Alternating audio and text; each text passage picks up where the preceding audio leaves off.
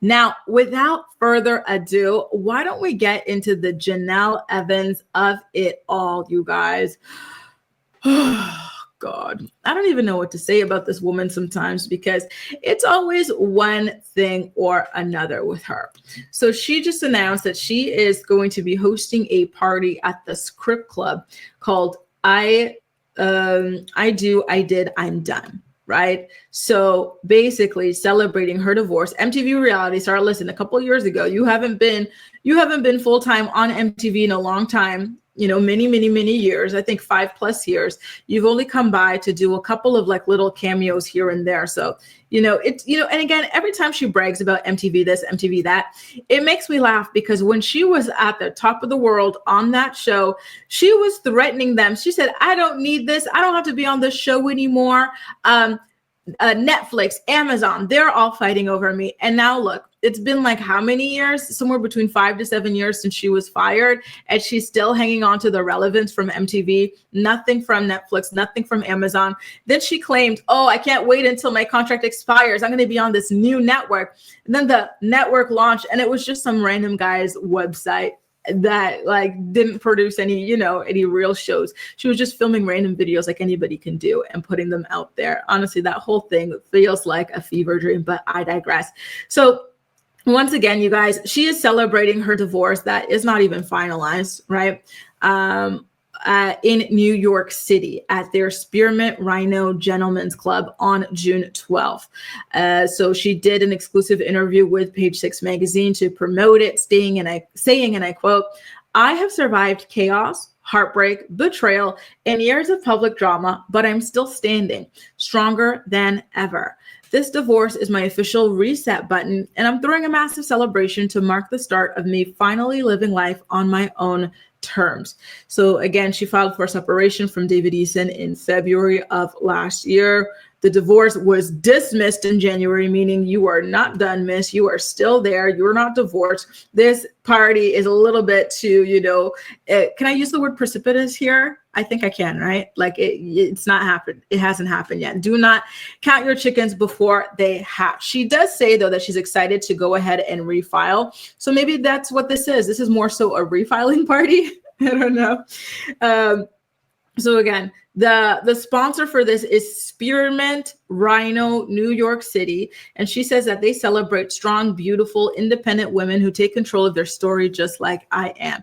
This isn't just a party, it's my power move. I really do wonder how much money she was paid for this because it's so random. It's so interesting. It's so odd, but I guess it can't be all that random, right? Because she has been doing OnlyFans for a couple of years now. So like she definitely is in the adult world and whatnot. So I guess like in that regard, it makes sense. But again, she has not officially divorced this man. Her petition for divorce has been dismissed. So it's very, very random. And I know that a lot of people from the Teen Mom universe, they like to go after like sponsors who work with Janelle and whatnot. But, this time it's not like a family friendly brand trying to maintain a good relationship. It's a gentleman's club, you guys. So like, I don't think they're really going to care, if people write into them, unfortunately, that's because they're not really known for, trying to maintain like a good reputation, a family sort of, friendly reputation.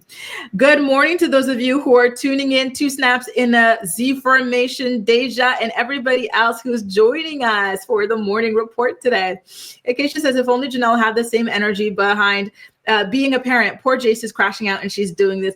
You know what? That's a good point. Remember, it's been about a month since we've spoken about her son, Jace, and his very worrisome posts over there on TikTok.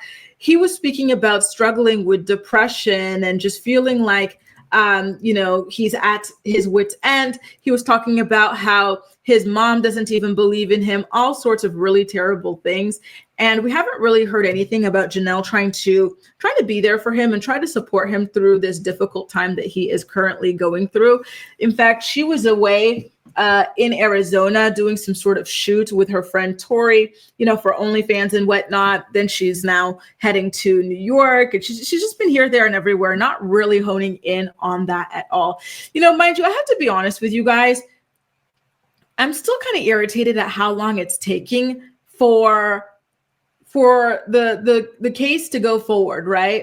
In the case of David Eason being charged for felony strangulation against Jace. You know, it's been it hasn't it been like 2 years now at this point? Like, what is taking so long for us to be able to move forward with that? Because I imagine that having that hanging over him as well and not feeling vindicated, right? Like that might be something that's also troubling him. Tyrell says, divorce parties can hurt the kids. It hurt my brother and I that we were made to pretend we were as happy as her and her friends over the demise of our family. And oh my, you were 6 years old when you were wrapped into a divorce party, Tyrell. Oh my God. I definitely feel like this is something like you celebrate this with your friends, your grown folks and whatnot, but do not bring the kids into it, especially not a 6-year-old. Damn, that's crazy. Jeez, I'm so sorry to hear that. Honestly, some of the stories I hear sometimes, like, what? Like they make me do double takes sometimes. Spearmint Rhino is a legit script club. It sounds like you've been there. What's it like? You know, I've never been to one, you guys. I wouldn't even know where to. I think maybe you would find one here in Pigalle or something like that. We have one in Ottawa. Shout out to Misha if she's watching, because she's my Ottawa co-reporter. We have one in Ottawa. It's called Fairfax, but I've never been able to go there. I don't know. How do you like, you know what I mean? Like, how do you like, I don't know. Like, do you just like wake up one day and say you want to go there? Or do you just end up there like after a bunch of, you know, drinking or something? Like, I don't know. I don't know. It's also fascinating to me. Mariah says, are we supposed to be happy that she left after the dog being deleted and her son being choked? Be for real. Exactly. Mind you, none of that even made her leave. She ultimately left, I think, because the man started, you know, seeing other women or something like that, flirting with other women. Like, you know, it's not about, you know, the man being an evil person or anything like that. It's about, oh, damn, this man's about to play in my face. Please, please. Please, please, please. And I agree, Lauren. I roll my eyes too. My God, new OnlyFans content for her. You know what? Maybe she's gonna do one of those group scenes in the script club or something like that. I wonder how much they're paying her for this appearance, right? East Awesome says Drew's unsealed divorce documents leak. Oh, yes, please. Let's go. Thank you so much for this. East Awesome has been coming through.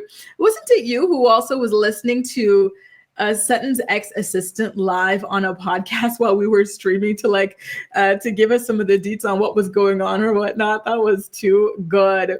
Hey, Kelly, by the way. And yes, it was like almost 2 years ago and still nothing. Like that's a very long time to like have that hanging over your head and no justice, especially after your mom tried to make you out to be the bad guy in that case. And you're the child, you know, being choked out by an adult. Allegedly. Ramster says, after all that's happened, after all Dave, the unemployed dog killer and kid strangler did, she finally left us sorry behind and now acting like she's this strong. Exactly.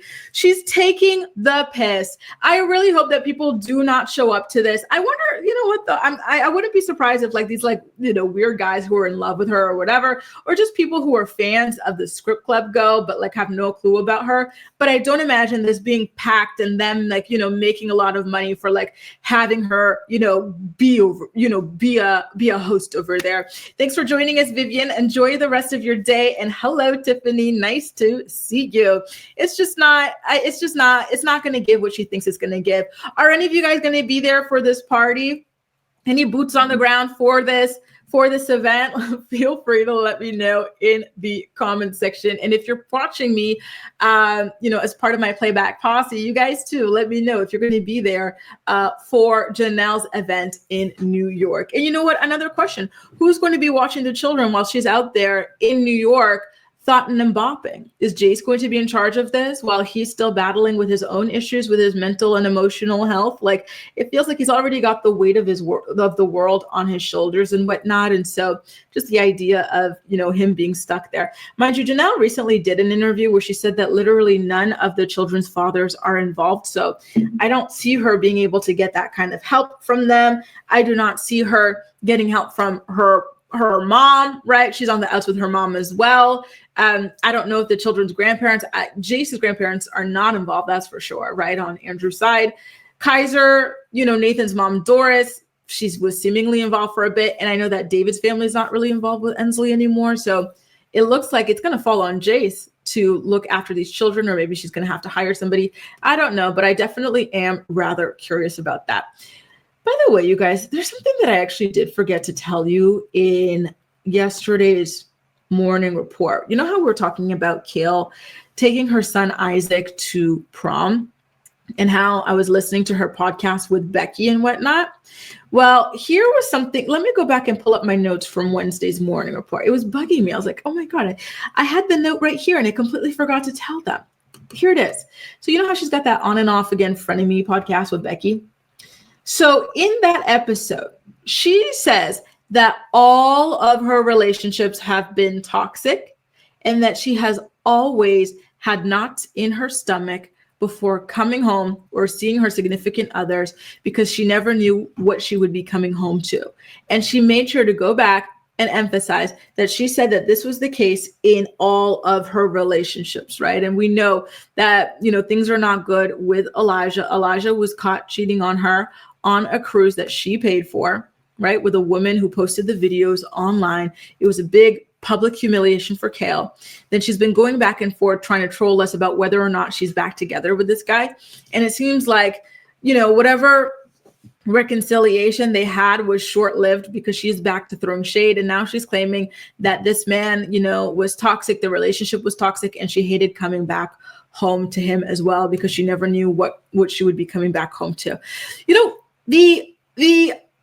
The difference between what people say when they're in relationships versus like when they're dealing with breakups is kind of like wild, right? I'm not saying she's lying, right? But I'm just saying that, it's kind of wild, like how much, and I think this applies to all of us at one point or another in our lives, myself certainly. But, when you're in this relationship and you really enjoy this person's company and you love this person or whatever, you're always going to play up all the good things, all the positives and whatnot, right? Like, there are red flags, there are things that are not great.